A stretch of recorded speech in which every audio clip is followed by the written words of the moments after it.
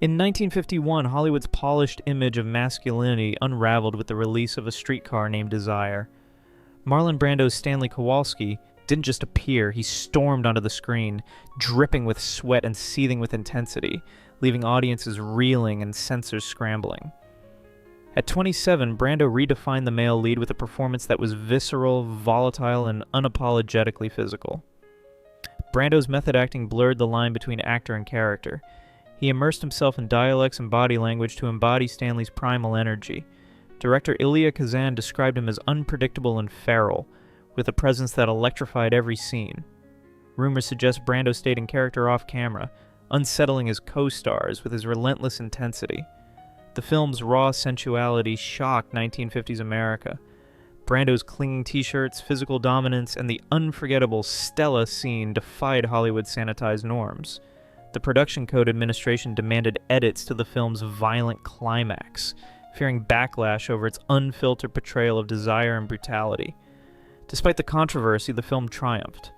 Brando earned an Oscar nomination and became a symbol of cinematic rebellion.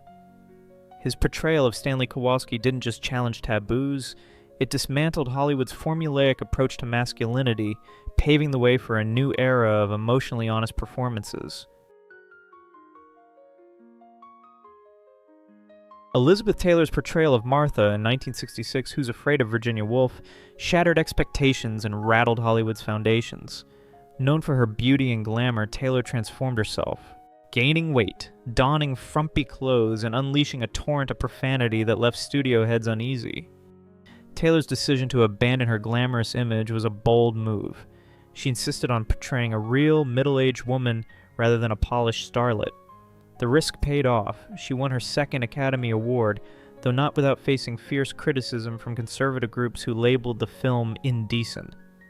Her off-screen relationship with co-star Richard Burton mirrored the film's toxic marriage, fueling tabloid speculation. Their real-life volatility bled into their performances, adding a layer of authenticity that made every scene crackle with tension. Director Mike Nichols pushed the boundaries of what the production code could tolerate. The film's use of explicit language and mature themes helped accelerate the code's decline, contributing to the creation of the modern rating system by 1968. Taylor's fearless performance didn't just earn accolades, it helped liberate American cinema from decades of creative restriction. Anthony Perkins made one of the most shocking career moves of the 1960s when he agreed to play Norman Bates in Alfred Hitchcock's Psycho.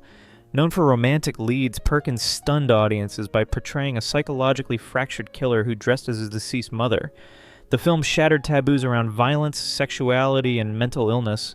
Hitchcock used secrecy and misdirection to bypass the production code's restrictions, keeping the plot under wraps and casting Perkins precisely because of his wholesome image. Perkins' agent reportedly warned him that the role could ruin his career, and in some ways it did. Though Psycho became a cultural phenomenon, Perkins was quickly typecast in similar roles, forever linked to Norman Bates. Still, his performance was unforgettable. The vulnerability he brought to the character made Norman more than a monster. He was a tragic figure, broken and terrifying. Perkins' risk redefined what horror could be, and what actors could dare to portray. In 1962, Bette Davis made a decision that horrified Hollywood and reignited her career.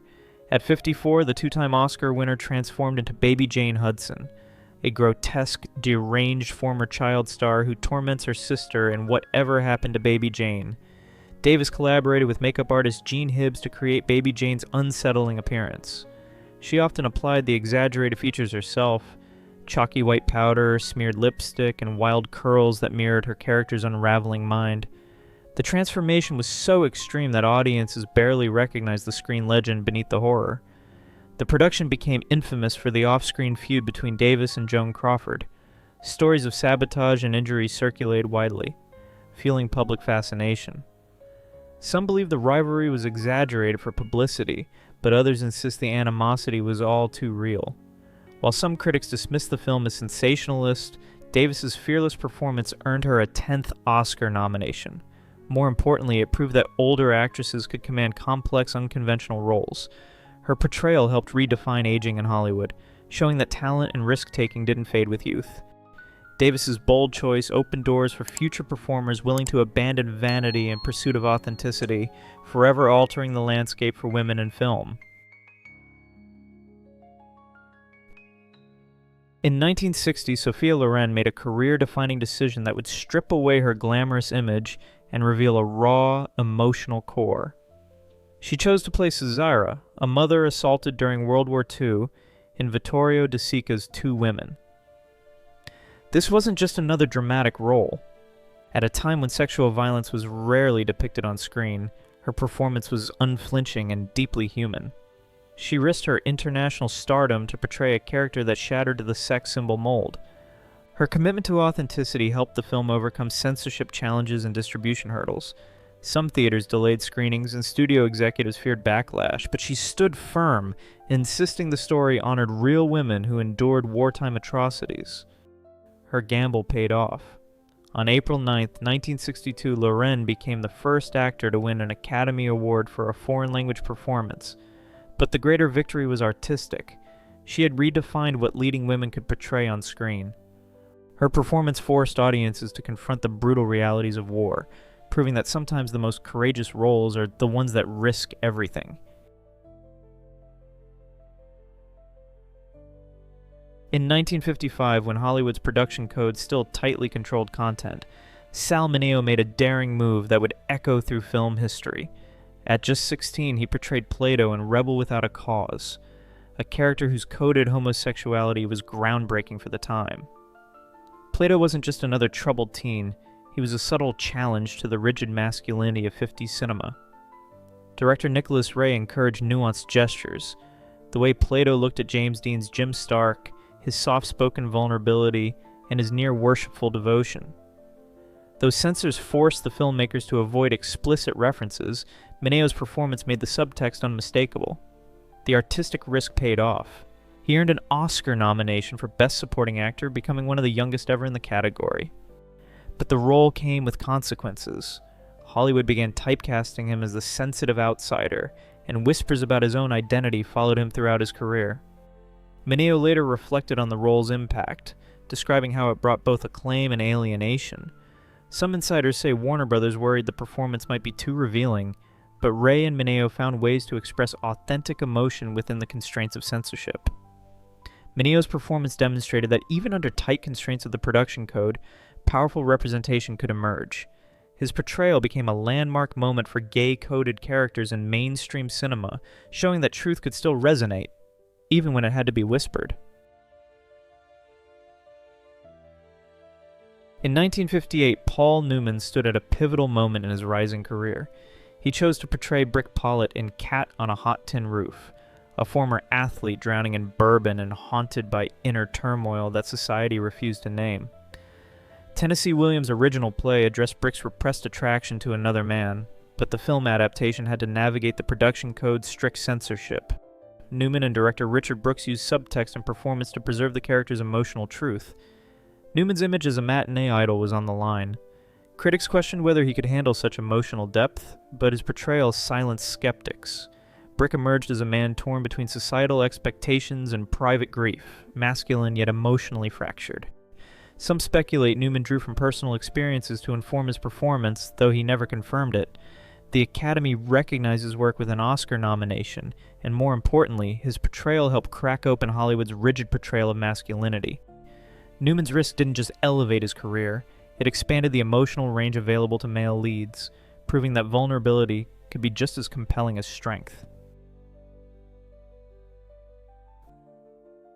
Rita Hayworth's turn as Gilda in 1946 redefined female sexuality on screen, and left the actress grappling with the consequences.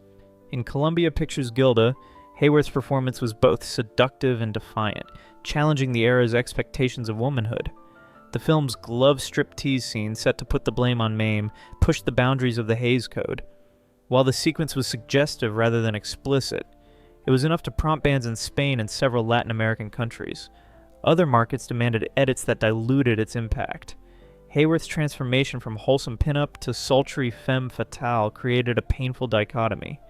The public adored Gilda, but Hayworth struggled with the disconnect between her real self and the character. "Men go to bed with Gilda, but wake up with me," she famously lamented. Though the role catapulted her to global fame, it also typecast her, limiting her opportunities and complicating her personal life. Some believe she took the role to assert control over her career, breaking free from Columbia's tight grip. Gilda remains a landmark in cinematic history, symbolizing both empowerment and the personal toll of iconography. In 1958, James Stewart made a career-defining gamble that could have shattered his wholesome image. The beloved actor, known for portraying earnest heroes and all-American good guys, stepped into the twisted psyche of Scotty Ferguson in Alfred Hitchcock's Vertigo, a psychologically tormented detective whose obsession with a mysterious woman spirals into something far darker than audiences expected. Scotty wasn't just flawed, he was unsettling. The character manipulates a vulnerable woman, reshaping her appearance to match his fantasy of a dead lover, crossing lines that made 1950s audience deeply uncomfortable. For an actor whose career was built on playing the dependable everyman, this descent into voyeurism and psychological control was a bold departure. The film's themes of obsession and identity challenged the era's expectations of male protagonists. Critics initially recoiled, with some calling the film distasteful and questioning Stewart's judgment. He had traded his safe, bankable persona for something far more disturbing, a man whose love becomes possession, whose protection becomes imprisonment. Rumors suggest Stewart was initially wary of the role's darker implications, but Hitchcock's persuasion proved compelling. Some believe the director saw a hidden intensity in Stewart that made him ideal for portraying obsession, a theory that adds an eerie layer to their collaboration. Yet Stewart's willingness to embrace this darkness proved transformative. His portrayal of Scotty's unraveling was so convincing, so painfully real, that it forced audiences to confront the thin line between devotion and control. Though the film's initial reception was mixed, it later earned recognition as a cinematic masterpiece, even surpassing Citizen Kane and Sight and Sound's 2012 poll.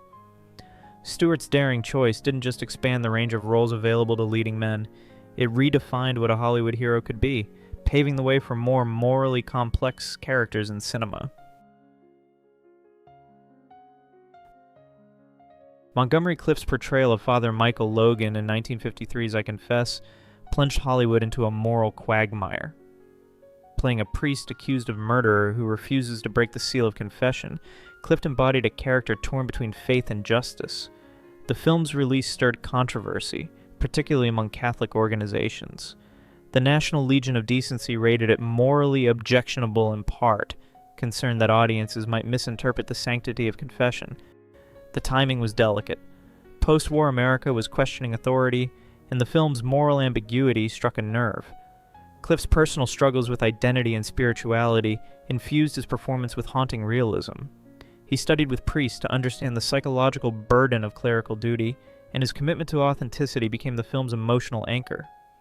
Hitchcock resisted studio pressure to alter the ending, thanks in part to Cliff's insistence on preserving the character's integrity.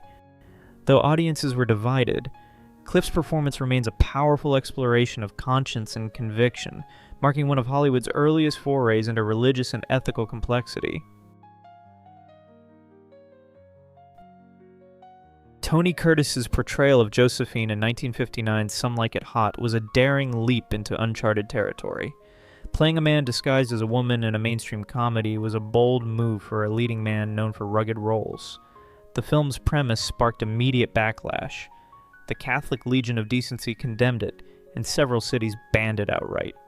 Religious groups decried the film's gender-bending humor as immoral, while critics debated its implications. Curtis embraced the challenge. He trained extensively to master feminine mannerisms, enduring corsets and high heels that left him and co-star Jack Lemmon physically exhausted. His dedication to the role became legendary on set. Despite the uproar, the film was a massive hit. Curtis's chemistry with Lemmon and Marilyn Monroe created comedic gold, and the film's success proved that audiences were ready for more daring, unconventional storytelling. His performance helped pave the way for future explorations of gender and identity in cinema.